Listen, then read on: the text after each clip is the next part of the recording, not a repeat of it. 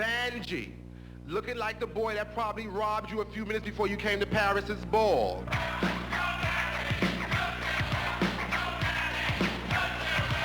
If you can pass the untrained eye or even the trained eye and not give away the fact that you're gay, that's when it's realness. The idea of realness is to look as much as possible like your straight counterpart.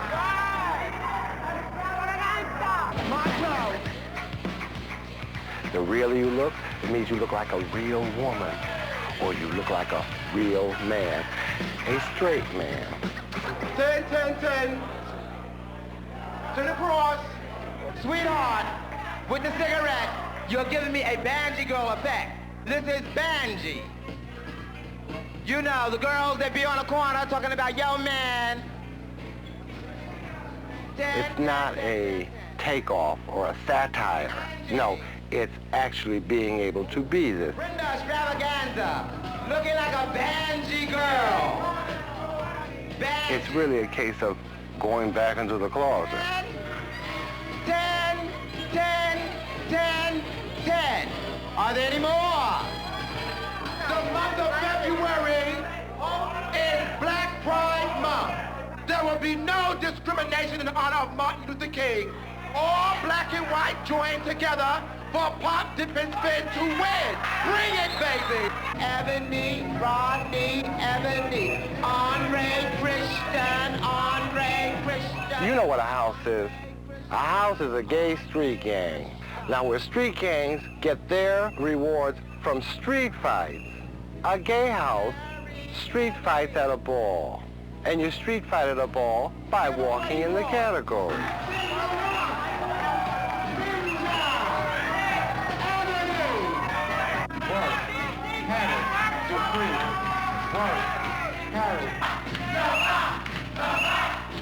Voguing is like a challenge dance. Instead of fighting, you take it out on the dance floor. The name was taken from the magazine Vogue because some of the movements of the dance are also the same as the poses inside the magazine. I'm the mother of the house of Ninja because they say I'm the best voguer out.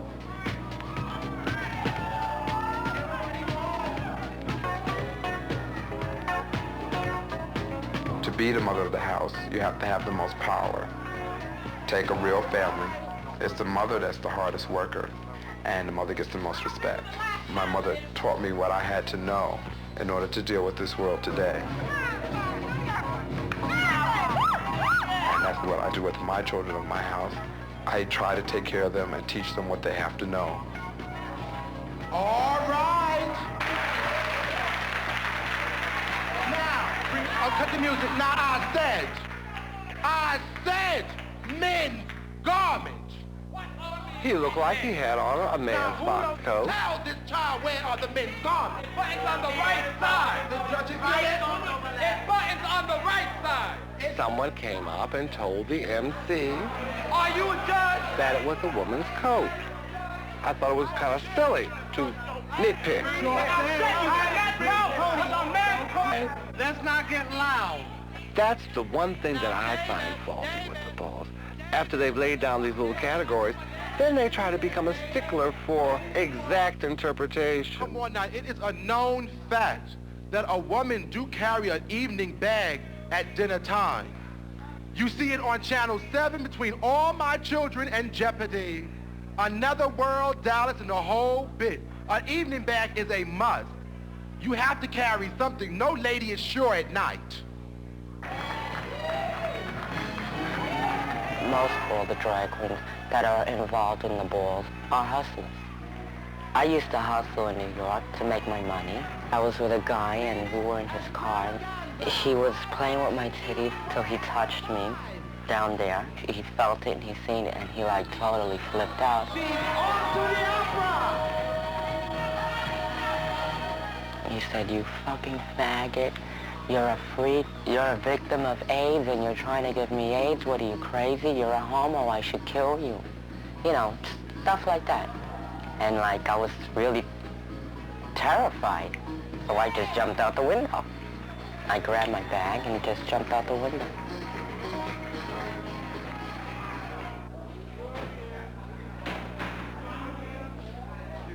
they must have the trophy. The trophy is like a label.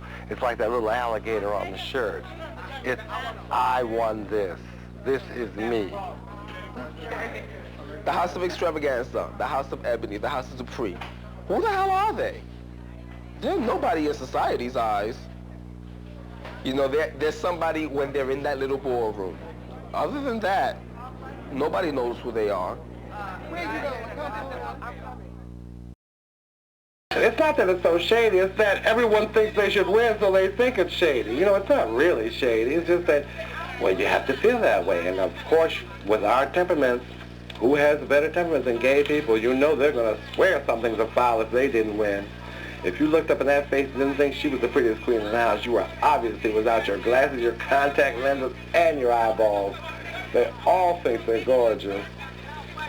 And I don't know why, because some of them aren't. And you've got to be catty to read. And it's a clever way of getting attention. It's putting the other person one step down, or you getting one up on the other one. You get in a smart crack, and everyone laughs and kikis because you found a flaw and exaggerated it, then you've got a good read going. Now you want to talk about reading? Let's talk about reading. What is wrong with you, Pedro? Are you going through it? You're going through some kind of psychological change in your life? She went back to be a man. Oh, you went back to being a man. Touch this skin, darling. Touch this skin, honey. Touch all of this skin. Okay? You just can't take it. You're just an overgrown orangutan. Reading has always been around. The terminology for reading meaning verbal abuse going back and forth between two people or a group of people. Let me see what you all... Let's see. No paint. Yes, it's No paint. motherfucking paint, It's girl. paint. What? She wears more makeup than my mother. Worst motherfucking face. I'm lovely regardless, not bothered. She's 50 years old. Look at that Carter. No, it's And lovely. Look at this youth. Carter. Look at this motherfucking dark and lovely face. If you're going to say anybody originated, it would be a black mother. You know, telling her child to get up, do this, whatever. If you don't do this, I'm going to snap your head off. You know, things like that. And usually a black mother will do it in front of everybody anyway to make you feel a little bit worse. Yes, bitch. Get a motherfucking key like these. You know, dangling from a chain. And then you can come and read me, bitch. So it's been a fab fucking bed, but it's been nice. You're a mess. No one wants you. You're an infant. You're a misfit. You don't ever want it. Carter, learn it. Get a house, Baltimore. Get an apartment. Get some place to live, Baltimore. Get a place to live, Miss Baltimore. No, it's not harder for me to be a woman as being a man because I feel like a woman, I look like a woman. I carry myself like a lady. And I enjoy every day of my life. God bless myself. And God bless those who think well of me. And those who don't, God bless them also. It's about designers. It's a label syndrome. Why does a Long Island housewife pinch off her budget and spend $500 to buy something that says Armani on it when she could have got it at Alexander's for 1/5 the price? Because she wants that label. What? You want to be able to say that you're wearing a designer label. Actually, what they want to do is they want to belong to a clique. They want to be part of that in crowd that wears that look. They want to belong to a house. And they're not even gay. They don't even know they want to belong to a house, but that's what they want to belong to. I think what it is that, not putting TV down, but as I recall, when you read a book, you've got to create your own scene. You've got to take the words and use your imagination. Television does that for you. The sets are there. The characters have faces. Everything's laid out. All you do is enjoy the action without having to do any of the work. Use the old brain, all the gray matter up there to build you a scene. You don't have to do that anymore. Television does it for you. So then when you turn the TV set off, and it comes time to apply that gray matter and that imagination to creating something, you can't, because you never did to begin with. So all you can do is copy. So you copy what you see, instead of creating your own. And in a way, that's the same way that the balls went, like I told you. When I first went to them, you created your own. You won a ball by how original your outfit was, how innovative what you built. Now it's not. Now it's how well you copy.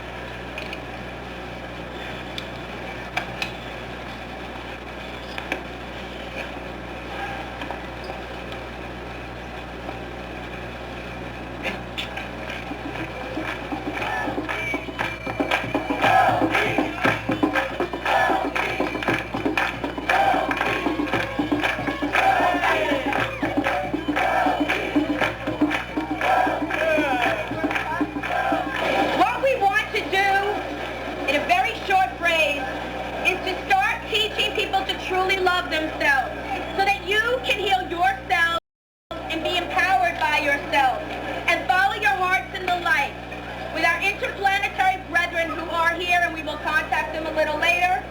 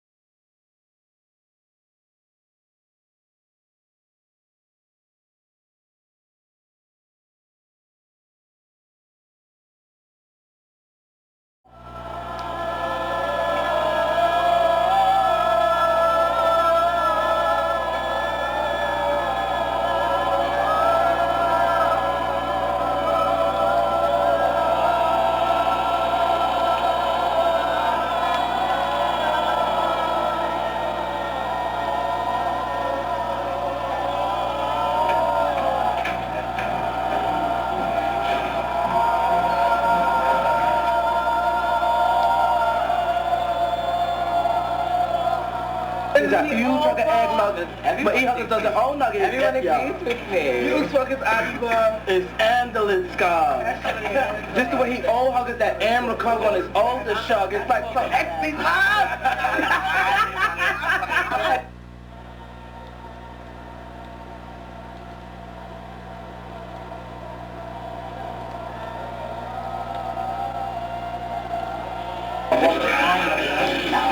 Mira cómo está ese pelo, para que muera.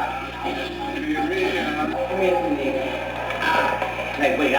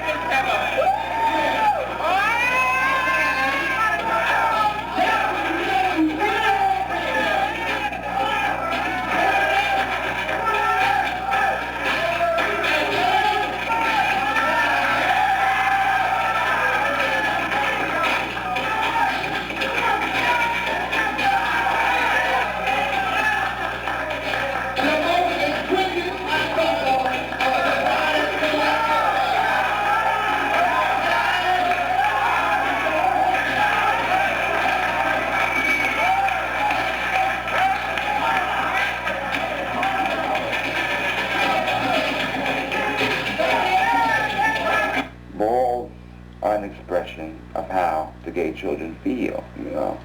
They want that love, and those are the stars in the balls. They get that love. The kids clap for them, and it's a fabulous feeling, as I said before, to have hundreds of people standing up and screaming your name and clapping for you, you know. And I've been fortunate enough in my 2 decades to have much of that. As I think back, I've had more than most. A lot of people, I've heard straight people say that being gay, you know, you don't want to take on the responsibility of being straight, you're running away, you know. But it's harder to be gay than it is to be straight, because when you're straight, you're more accepted. Society accepts you. But when you're gay, you are fighting against your race because they're ashamed of you because you're gay. You're fighting against your family because they're ashamed of you because you're gay. You know, then you have to fight against the other gays because they want to turn you out if you so happen to be fabulous. So I mean, if I ever find out to become gay, I'm going to kick your ass. He's nobody in this world to tell me what I should and shouldn't do with my life. And just because he's packed at home with a wife and 2 kids doesn't mean that I'm going to live my life like that. What made me decide on being gay was the fun that gay people have. No matter what they're doing, they'll have a ball. Be it in the most boring place in New York, they will make it fun. When I was straight, I used to go to clubs and be a wallflower. Now I'm me. Wherever I go, I'm gonna have fun. Straight people don't know how to have fun. They're boring. You go into a gay club, and then everybody's having fun. There's a little group over there laughing at this, and there's a little group over there kikiing at that. You don't find that in straight clubs. In straight clubs, you're a man. You have to act like a man so that you have to have this image so that the girls could... Oh, please. There's no time for that shit. Boring. They're boring. That's it. They are. They're boring in the sense of, well, they're just boring. Guys are to see girls, girls are to see guys, right? Okay. Now, gay people will see girls and guys and be unbothered and laugh about it, right? We don't put anything in that sort of category. You're supposed to let yourself go and have fun and everything. You know, act crazy if you want to. Be serious if you want to. Cry if you want to. Laugh if you want to. And that's it. That is the main thing about it.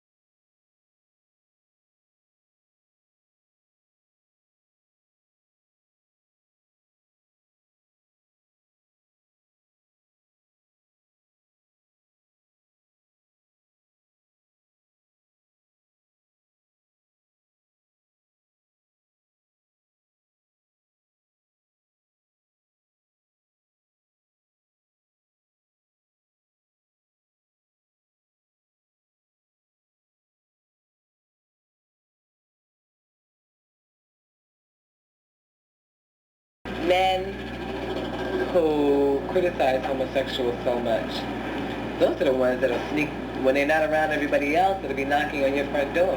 And I know this. You know, the same ones that say faggot, homo, fucking faggot. When they're by themselves, they're the ones that say, when we want to get together. And it's so true. And we're sitting in the park, and a whole crowd of straight boys comes over to our side. And they started yelling things like, we are on a mission. Our mission is to end AIDS. And how do you end AIDS? Kill all homos.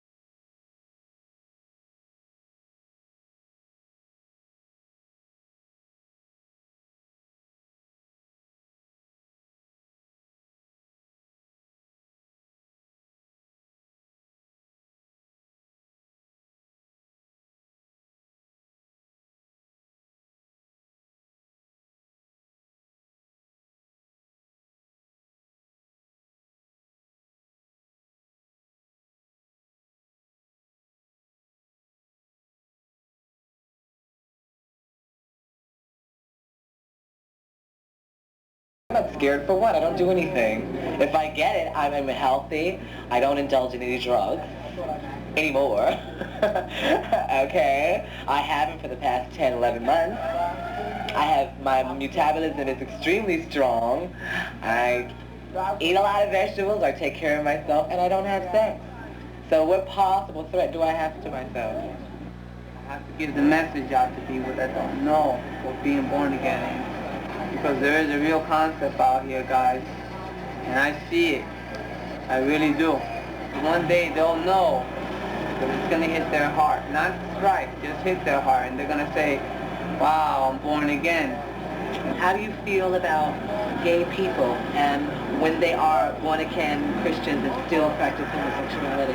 To my knowledge, they are born again, but they're still lost because they walk in the darkness. Do you know what AIDS means? Well, I don't know too much about it. I have nothing against nobody, but AIDS is really means all I did. And the S is for sorry and sin. And it's for forgiveness. That's what AIDS means, all I did. That's why the S is there for sorry. If anything hurt the gay life, it was AIDS.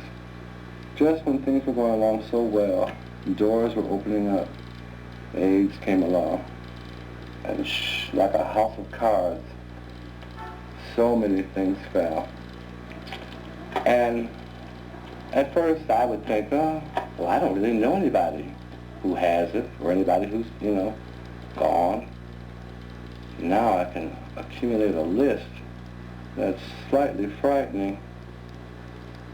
They're going very fast. It's so unfashionable to be gay now, unless, like when Willie Smith died, or Willie Weir, oh, he was gay, he deserved to die. No, you don't deserve to die because you're gay. AIDS is killing nuns. It was in the paper months ago about a nun that died. She got meant to kill babies, old people. These people, I assume they weren't gay. Babies haven't had a chance to be gay. So it's killing us all, and that's why now everybody's so concerned. If it was just the gays that were dying, I do believe they would pay it no mind and let us just die, unless the rich gays put some pressure. My father, that's what I was afraid of. I didn't want him to beat me down. He knew this queen named Ricky, and he had asked her about Pepper.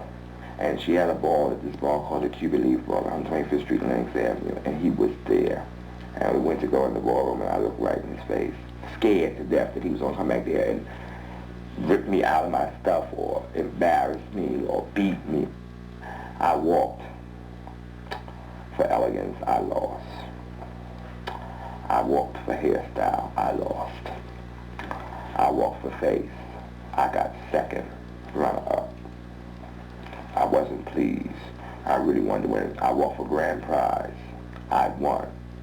I seen a smile on his face. Then when I was leaving the ball, and they were all congratulating me, he walked over and he told me, I'm surprised at you, Butch. That's what he called me. He said, but you really look good. And what they told me about you is true. And I'm coming up to see you tomorrow because we didn't live together when I was with my mother. He said, I'm coming up to see you tomorrow. I have something to tell you. I was so scared that he was just being nice because we were in that bar and he was going to beat me. And when I woke up, whose face was I looking at but his? And he took me and we went riding in his car and he told me whatever I wanted to be, he was behind me 100%. So if this is what I wanted, be the best at it. And from what he could see and from what he had heard from all his friends in the street, I was the best. Being the mother of a house, I have heard some unbelievable stories of what my children have went through with their families. The homeless ones who we see at balls right now that walk at balls and have won prizes, and they're considered fab, and they sleep in under 21, or they sleep on the pier, or wherever. They don't have a home to go to, but they'll go out and they'll steal something and get dressed up and come to a ball for that one night and live the fantasy. Well, the idea of a house is just to have a name, just to have a label. And that's all it really constitutes. The houses do very little together, except go to balls and call themselves that name. And to me, they don't know it, but they could really do quite well for themselves. They could pool their resources. They could build a substantial house. They could even buy a house. Then they'd have a house for the house. Which most of them will need. But they don't think that. These are very young children. street children, children who are growing up. New York is full of nothing but street children. I feel a little sad for them in that respect because you have to grow up very fast in the city to survive. I came here at a late age, and I'll be damned if I almost didn't survive. What I do with my children in my house, you're going to have to give me a breather. I try to take care of them and teach them what they have to know. You can learn. I'm doing it for you too. Because after a while, you start looking at the people in your house as your real family. And to me, they are my family. They supposedly set an example. And if you set a rather good example, that's a hell of a lot in itself, you know? Because if there's one thing people need, it's an example. Avis being the mother of the house, she more or less is like the president. She's another Ronald Reagan to us. You know, she's like, I'm not going to tell you to do this or that or the other, but I advise you that this will be the right thing to do. You understand what I'm saying? She's like, Saul, you know, that outfit is nice, but it would look better with bigger buttons. You know, or something to that effect. Or she's like, Kim, you know, that outfit is nice, but cut the strings off of the legs or something to that effect. I'm tired of you walking out there and they're giving you 7s and 8s because you have strings or something. We argue a lot. I love her and I hope that we just argue a lot. What do you argue about? Well, she says I'm trying to rule the house. I don't think so. I'm just trying to, you know, make standards for the house. You understand? We can't just accept anybody because children just want to be in the house for the name. And it's not all about a name. It's about, you know, walking balls and winning and turning them out in the whole service. But she just doesn't understand that.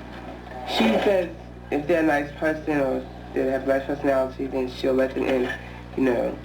I feel if you're in the house and then you're not doing anything, I think you should be booted, you know what I'm saying?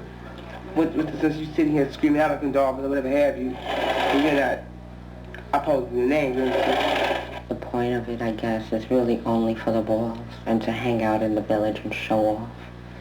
But other than that, if ever in need, they only look out for themselves.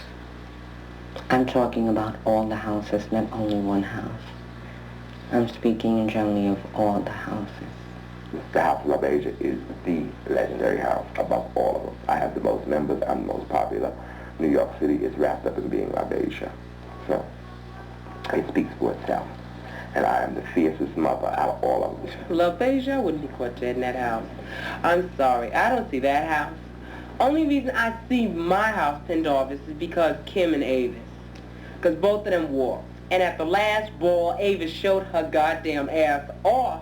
There's no true love in the houses because it's not real. It's all a fantasy game, which is only for a ball. They're not really there when you really need them. It's just a game for a trophy, for a name.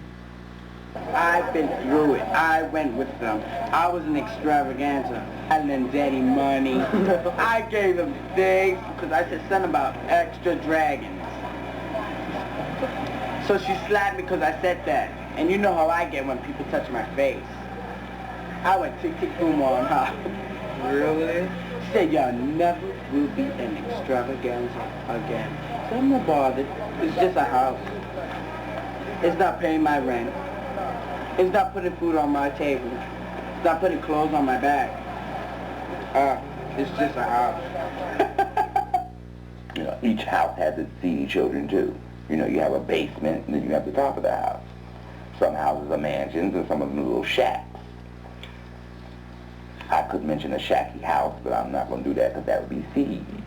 When I go to a ball, that's when I start feeling the spirit of a house. But besides that, it's just a name to me.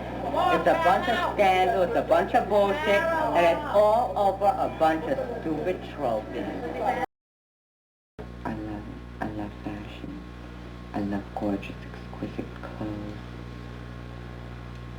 And I love the way they look on a beautiful model. And I want to feel that way. What do I like? All the beautiful clothes. And the makeup. makeup and the hairstyles and the shoes and getting the attention that a girl gets. Like having to have your seat pulled out by a gentleman when you're in a restaurant and being seated down and being treated like a lady. That's what I like about being a girl. It's a good feeling. And a lot of girls out there should be lucky that they are what they are and not try to be anything but themselves. I don't try to be anything but myself. I don't want to be anything but myself.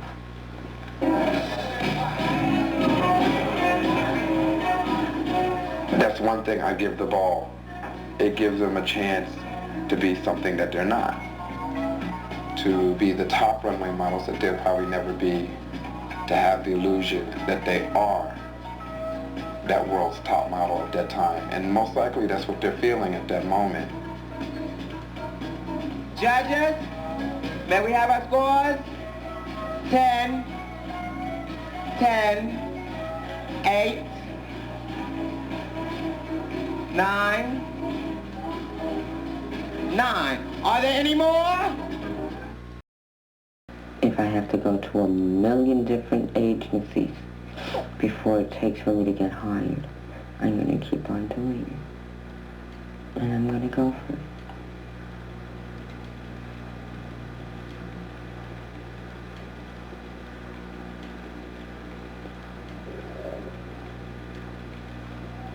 It doesn't take much. You just gotta have it in you.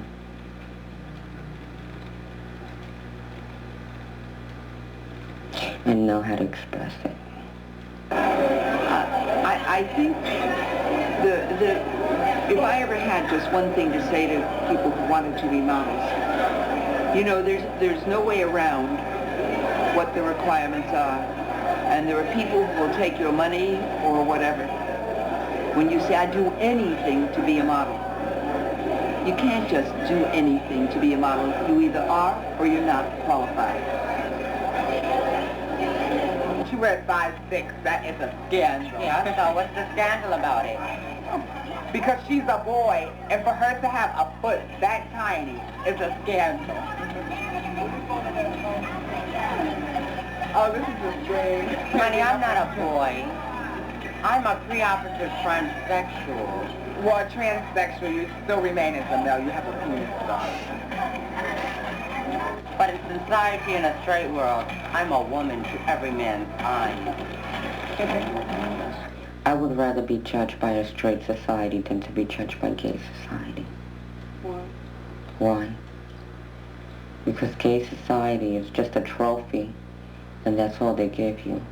In a straight society, at least you're accepted as a human being and not just another queen. I've been a man, and I've been a man who emulated a woman. I've never been a woman. I've never had that service once a month. I've never been pregnant. You know, I can never say how a woman feels. I can only say how a man who acts like a woman or dresses like a woman feels. And as far as that's concerned, when I was a woman, back in the 70s, I demanded respect. I wasn't one of those type of drag queens that had every boy. I wanted to be treated like, and was in fact treated like, girl, average girl. You know, they courted me, they gave me things, they drove me around. I acted and felt just like a woman. But I always had this inside of me that I never wanted to have a sex change. That was something that I always talked against it. I never recommended it to nobody. When some of the kids would ask me about it, I said, well, that's just taking it a little too far, you know, because if you decide later on in life to change your mind, you can, once it's gone, it's gone. You know, you can do everything else and bring yourself back. But once you take it away, it's over for you. And that's why a lot of them have committed suicide and killed themselves, because they didn't realize, a lot of kids that I know, they got the sex change because they felt, oh, I've been treated so bad as a drag queen. If I get a pussy, excuse the expression, I'll be treated fabulous. But women get treated bad. You know, they get beat, they get robbed, they get dogged.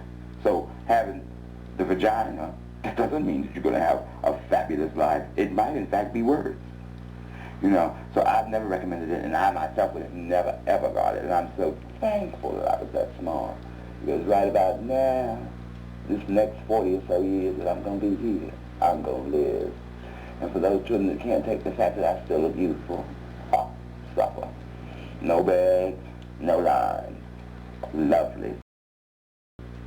I believe that it is a sin to be gay. And I believe that we're all supposed to pay for our sins. I believe in God. I definitely believe in God. I love God. I speak to God every day and every night. That these churches and all these people, that's all man thing, imposing their thoughts on you. That includes the Pope.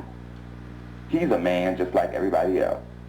You know, and that's the one thing about the Catholic Church that I kind of, you know, they want you to look at the Pope like he was God. He's God here on earth. But he was born just like I was. You know. I speak to my saint. I talk to her. And I know she hears me. And I ask her for little things, and I do little things for her. And it's like we have a little relationship. I asked the priest that. I said, you say, you know, supposed to love each other. We all supposed to love each other. What makes it so different? Because I choose to have sex. Sex is not the same as love. Which he told me that was a good question, but we were never able to really go into it because he had other things to do. He said he would talk to me about it later, but we never got into it. He never answered my question. But God forgives those for their sins. God is supposed to forgive his children for their sins. Since we're taught in church that God loves us all and he forgives all, I know it's not a thing that I wanted to be a faggot or gay. It just was in me, and I became that. And I still don't believe that when I die, if this is the way it's going to be, that God's going to say, oh, you was gay. Regardless of how good you were as a person, you were gay. Since you was gay, hell, as they say, that's where hell is down and heaven is up. I don't believe he's like that. I just hope when I die, God forgives me for what I have made my life, and that I think that he knew what I was going to be the day I was born. I think he had this all planned out to find out how I would take this and how I would carry it. You know what I'm saying? I think God does things because he wants to know if he gives you this, and if he gives you this honor to make me pass as a woman, what would I do with it? He's doing this, he did this for me for a reason. I'm here for a reason. I was born thinking like a homosexual for a reason. I was born to want to be a woman for a reason. You understand? This just happened just to be happening. I'm here for a reason. He knows my future, but he wants to know how I would go about doing it, maybe. I don't know. But I don't think that I'm a sinner, because God knew what I was going to do before I was born. You should only have to answer to one person or one entity, and that's God at the end, for those that believe in him. I don't think no man or woman has the right to tell you, that includes your mother and father, when you get a certain age, how you have to live. You live your life to it, because you're going to answer for it when you die, not your mama, not your papa. The last time I was in a church was in Detroit, Michigan. And I was there because they paid me. I was hired to pretend I was a prophet from Louisiana named Mohammed what? I forgot something. I wore a turban and a mustache and a long robe and took my snake and sat up on the pulpit, and the minister told everybody I was a prophet from Louisiana and I only spoke French. And he charged them a certain amount of money, and for that money he told them a secret message which was a 3-digit number. And I'll be damned to show you how the Lord looks out for the ignorant and the set upon. The number came out. Of course I got rebooking because it was such a sensation. Oh, Prophet Elijah, that was my name. I'll never forget it. All those people, they only knew I was working 3 blocks down the street in a club. There's nothing I can do about it. We're always going to have wars. We've had armies in countries from when time began. That's that power struggle. Somebody wants to rule somebody else. It goes back to what I said yesterday. It's always somebody that feels that I'm going to tell you how to do it. And if you don't want to listen, I'll bring my army and whoop your ass, and then you do it. So we're going to always have that. You know, I feel the military is cute for the protection of the country, but we don't always use it just for protection. They use it to intimidate, you know, other countries and make them see things their way. And that's why we'll always probably have wars, until eventually somebody pushed the button and blow this earth up. So we are really living on the edge, really and truly. Although they say, you know, it's democracy over here. The president has the power to press that button. They say the Congress can stop it. But if he presses it, they can't stop the missile from going.